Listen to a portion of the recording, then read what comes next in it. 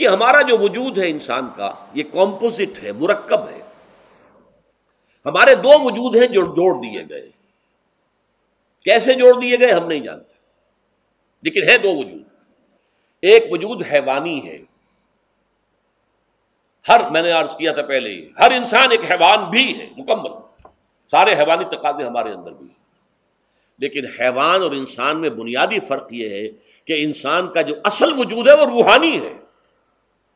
اس روحانی وجود کی وجہ سے انسان کا وہ مقام ہوا کہ تمام فرشتوں کو اس کو سجدہ کرنے کا حکم دیا گیا. فَإِذَا سَوَّيْتُهُ وَنَفَخْتُ فِيهِ مِن رُوحِي فَقَعُوا لَهُ سَاجِدِينَ. فرشتوں سے کہہ دیا گیا تھا کہ میں ایک بشر پیدا کرنے والا ہوں مٹی سے. جب میں اسے پیدا کر لوں اور اس کی ناک پلک سنوار دوں، دو پلک درست کر دوں، تو پھر اس کے سامنے اور اس میں اپنی روح میں سے پھونک دوں تو گر پڑنا اس کے سامنے سجدے میں. حیوان انسان اور انسان روحانی یہ دونوں مل کر اب آدم بنے ہیں.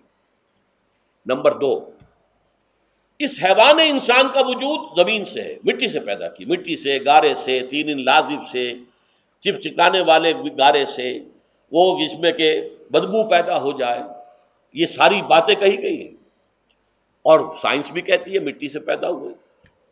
کیسے پیدا ہوئے اس میں اختلاف ہے، لیکن یہ کہ ہے مٹی ہماری اوریجن. قرآن بھی کہتا ہے اور سائنس بھی کہتی ہے. اور ہمارے وجود کو جب وہ تھک جائے، مزمحل ہو جائے، اس کی انرجی کم ہو جائے، تو اس کے لیے جو غذا ہے، جو تقویت ہے، وہ بھی ساری زمین سے آ رہی ہے. آپ نے پھل کھائے، آپ نے گندم کھائی، آپ نے چاول کہاں سے آ رہے؟ اچھا بکری کا گوشت کھایا تو بکری کا گوشت کس چیز سے بنا ہے؟ اس نے گھاس کھائی ہے، اس نے پتے کھائے ہیں، وہیں سے تو بنا ہے نا. الٹیمیٹ سورس آپ کے وجود حیوانی کے لیے جو آ رہی ہے وہ زمین ہے. وجود روحانی کو بھی تقویت کی ضرورت ہے، وہ بھی مزمحل ہوتی ہے، کمزور ہو جاتی ہے. خاص طور پر جبکہ وجود حیوانی کا اس پر غلبہ ہو جائے تب تو یوں سمجھیے کہ وہ بالکل بے ہوش ہو کر موت کے قریب پہنچ جاتی ہے. اس کی تقویت، اس کی غذا وہیں سے آئی ہے جہاں سے روح آئی ہے. وہ کلام ربانی ہے، روح ربانی. نفخت فیہ من روحی، من روحی، من روحی. میں پھونک دوں اس میں اپنی روح میں سے. روح کا تعلق ذات باری تعالیٰ کے ساتھ ہے. اسی طرح کلام ربانی کہاں سے آیا ہے؟ اللہ تعالیٰ کے پاس سے آیا. یہ اس کی تقویت کا ذریعہ ہے. اب عام حالات میں کیا ہوتا ہے؟ ہمارا یہ وجود حیوانی چھایا ہوا ہے ہمارے وجود کے اوپر. بیچاری روح جو ہے دبی رہتی ہے، پسی رہتی ہے. اگر خدا نے خواستہ ہم گناہ گار بھی ہیں، گناہ پر گناہ کا ارتکاب کر رہے ہیں، تو وہ روح جو ہے وہ قلب کے آئینے شیشے کے اندر ہے. فیہا مصباح، المصباح فی زجاجہ، الزجاجہ تو کانہا کوکب دری. قلب جو ہے ایک شیشے کے مانند ہے جس کے اندر روح کا چراغ جل رہا ہے.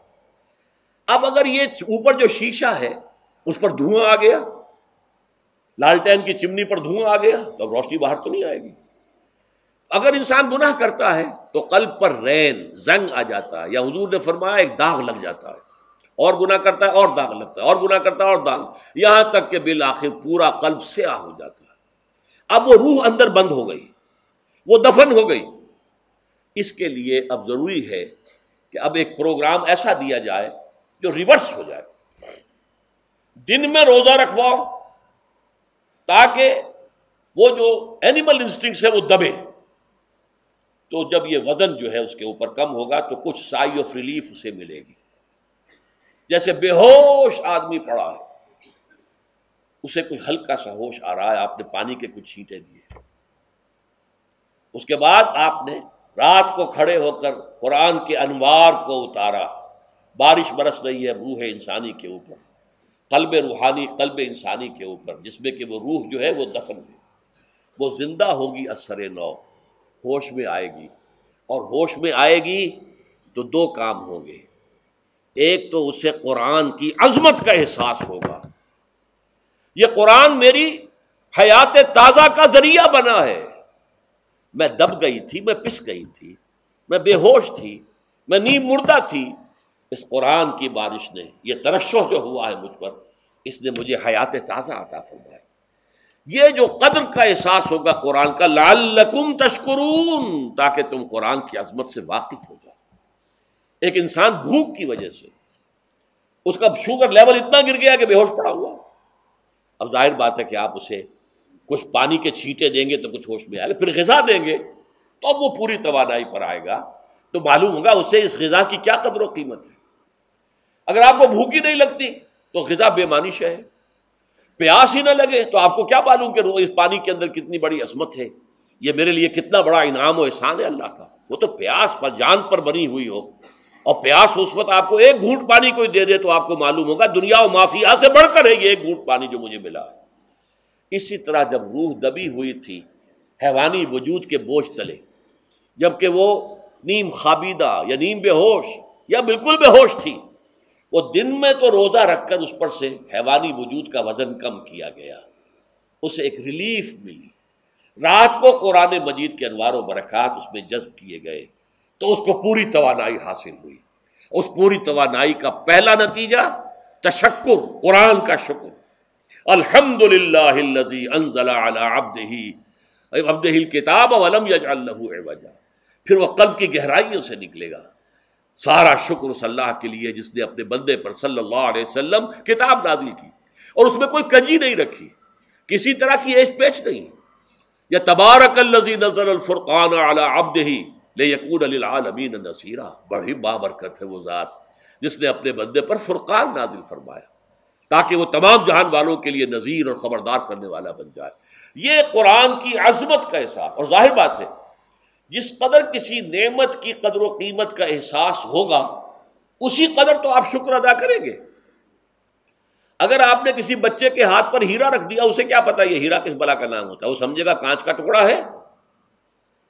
لیکن اگر کوئی واقعتاً کو جوہر شناس ہو، جوہری ہو، اس کو آپ ہیرا دیں گے تو اسے معلوم ہے کہ مجھے کیا چیز دی گئی ہے. اس کے اندر جو شکر پیدا ہوگا وہ اس بچے کے اندر تو نہیں پیدا ہو سکتا جسے معلوم ہی نہیں. تو قرآن مجید کی اصل عظمت سے انسان واقف کب ہوگا؟ جبکہ اس کے ذریعے سے اس کی روح کو ایک حیات تازہ مل جائے اور اس طرح وہ پروگرام ریورس ہو جائے جو عام طور پر چل رہا تھا. ساری توجہ اپنے جسم پر، اس کے تقاضوں پر. جسم میں تھوڑی سی پھنسی نکل آئی ہے، بھاگ رہے دوڑ رہے ہیں اس کے علاج کے لیے. کوئی اور مرض لاحق ہو گیا ہے، بھاگ رہے ہیں دوڑ رہے ہیں اس کے علاج کے لیے، بڑی بڑی فیسیں بھی دے رہے ہیں. ساری جسم کی پرواہ ہے نا. روزانہ نہا رہے ہیں اور اچھے سے اچھا صابن لا کر نہا رہے ہیں، وہ جسم کی پرواہ ہے نا، اس کی دیکھ بھال ہے. روح کی طرف توجہ ہی نہیں.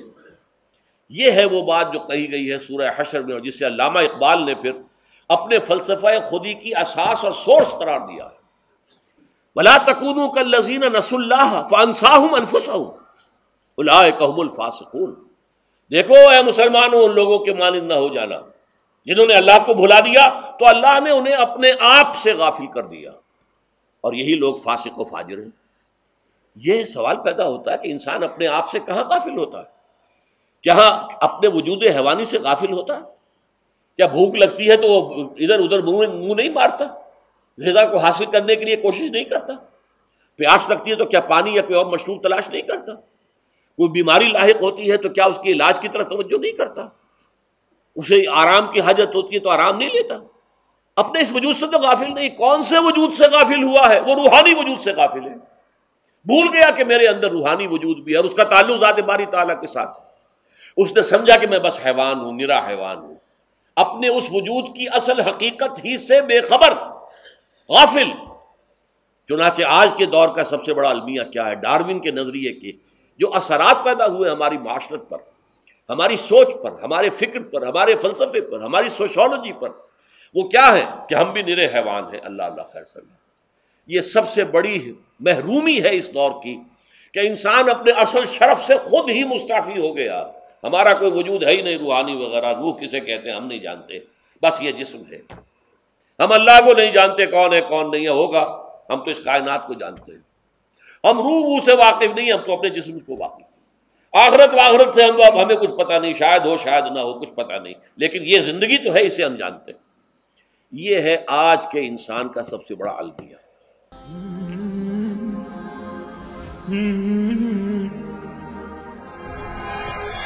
رمضان حياتي شمع على مماتي، يا ربي دعاتي تقبلها عطول. رمضان ده رحمة